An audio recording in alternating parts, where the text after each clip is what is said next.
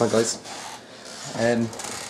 Just thought I'd do another information video for my royal python. If you're new to getting a snake, I'm just trying to adjust the lighting. Mine's just gone into, she's started the shedding process, so I just thought I'd do a quick video to see, so you can see how the colour changes and what you should be looking out for and what you should be doing to help your snake have a healthy and as easy as possible shed. So I'll start with the girl herself. You can see her eyes have a bluey tinge to them, and she's, well actually she looks quite bright in the light, which is actually very cloudy all over her body. She's a lot more dull than she usually is. If you see my previous video, she's quite a bright lemony colour. This is the most stressful time for royal or ball pythons, however you like to call them, because she's not being able to see as well as she would do normally, so she's relying entirely on her the sense of smell she's got with her tongue. As you can see, it's flickering a lot more while she's in shed. So what I like to do is, when I see the eyes have clouded over and that her belly's gone a little bit pink, I mist her vivarium probably about 2 or 3 times a day to keep the humidity up. So let's just pan this back over here again. And what I also do, as you can see here, I just get a bowl of warm water.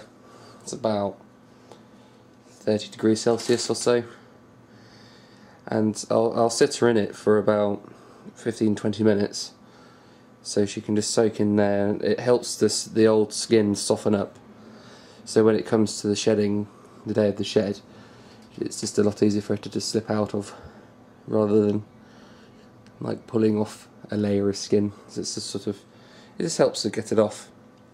And she doesn't really like this that much, but it does help her in the long run.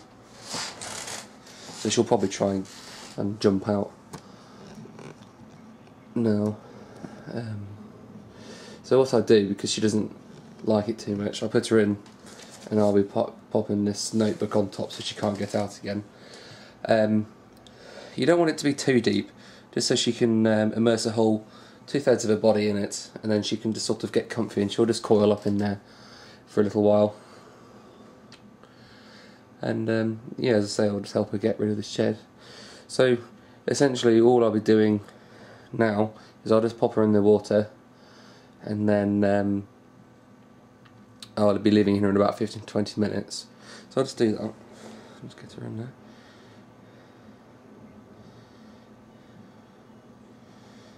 I think I may have put actually a little bit too much. You see she's trying to get out again already.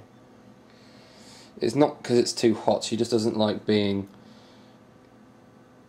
in water all the time. She's more of a climbing. She loves climbing, but not swimming, I guess. So just going to empty a bit of this water. I'll be back in a sec.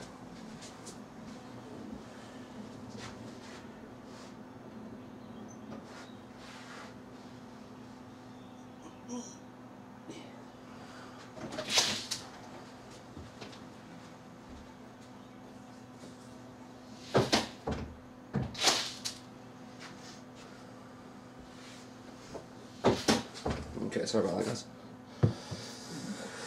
Okay.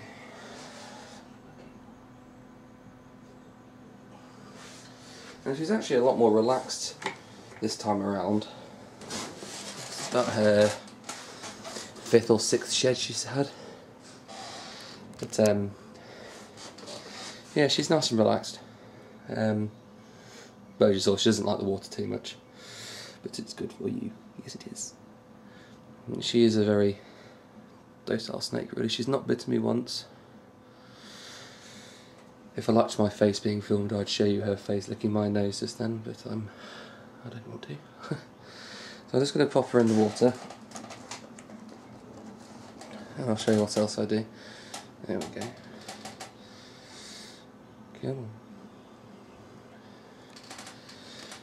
And I'm sure a lot of people will say, oh, it's cruel to do this, but it's, in the long run, it's helping them out. So if she may try and get out, but it's not cruel.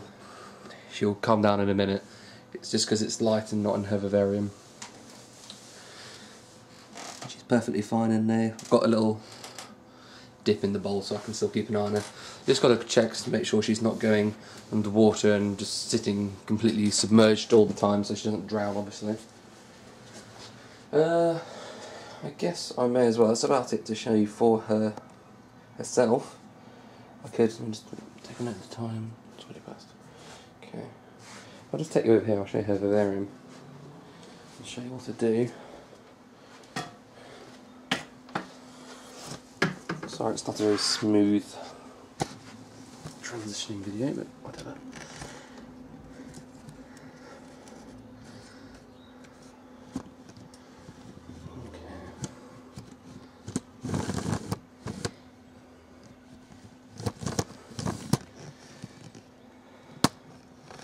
Okay, let me just rearrange her vivarium as it was.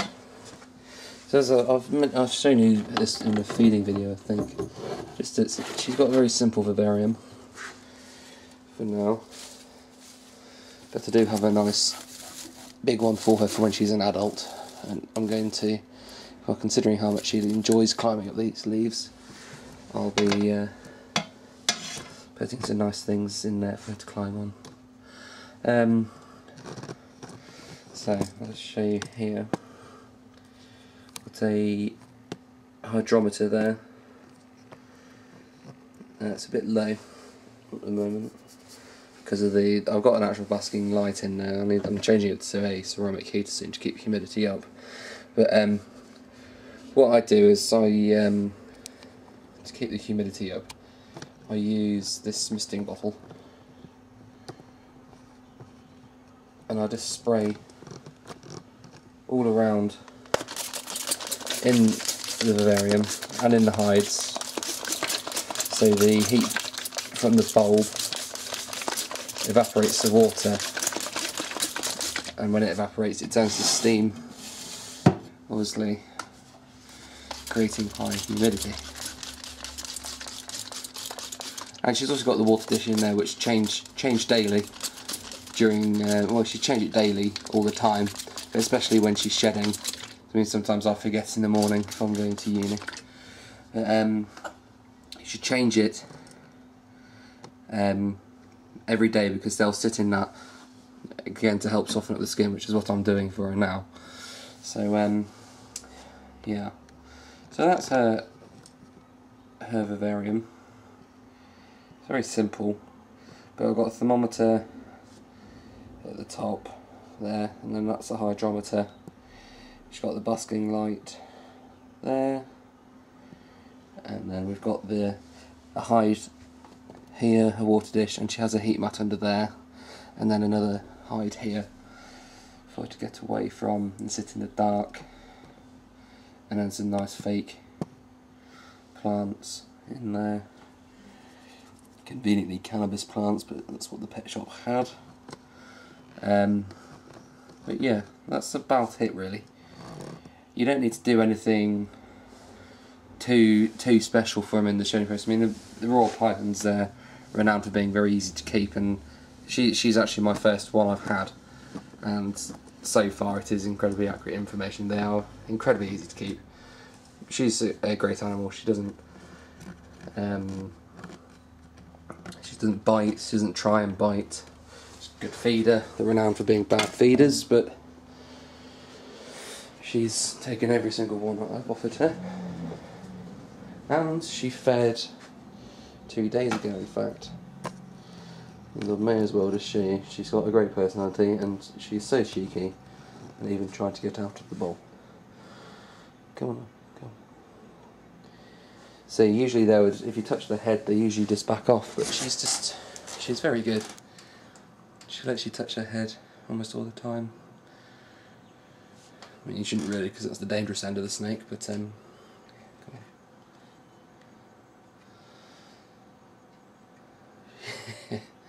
she's not happy today.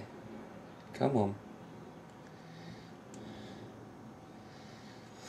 What I'll also do is when she's actually gone through the shedding process, if she has a bad shed, I'll go through the steps of what to do in order to give them an assisted shed, which I've had to do the first time I got her, because she shed about 2 weeks after I got her, so I was putting it down to the stress of the move.